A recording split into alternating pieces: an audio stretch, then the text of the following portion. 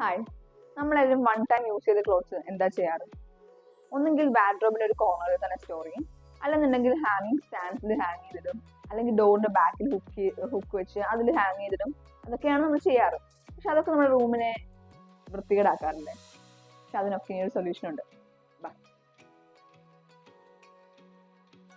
ഇതാണ് ഞാൻ പറഞ്ഞ ആ സൊല്യൂഷൻ, വുഡൻ റീപ്പർ വാർഡ്രോബ്. ഇത് നമ്മൾ വുഡൻ റീപ്പറിൽ നെയ്തെടുത്തിട്ടുള്ള ഷട്ടേഴ്സ് ആണ്. ഇങ്ങനെയുള്ള ഷട്ടേഴ്സിൽ ഹോൾസ് ഉള്ളത് കാരണം നമ്മൾ യൂസ് ക്ലോത്ത്സ് ഹാങ് ചെയ്താൽ അതിന്റെ സ്മെല്ല് അവിടെ നിൽക്കില്ല. എയർ പാസേജ് ഉള്ളത് കാരണം നമുക്ക് എപ്പോഴും നമ്മുടെ യൂസ് ക്ലോത്ത്സ് ആയാലും ഫ്രഷ് ആയിട്ട് തന്നെ ഇരിക്കും. അതുപോലെ തന്നെ നമുക്കിവിടെ നമ്മളെപ്പോഴും യൂസ് ചെയ്യുന്ന ചപ്പൽസ് ആയാലും ഷൂസ് ആയാലും ബാഗ്സ് ആയാലും നമുക്കിവിടെ സ്റ്റോർ ചെയ്യാം. ഇത് നമ്മുടെ റൂമിൽ അവിടെ എവിടെയും ഇട്ട് അലങ്കോലാക്കാണ്ട് നമ്മുടെ റൂം എപ്പോഴും നീറ്റ് ആൻഡ് ക്ലീൻ ആയിരിക്കും.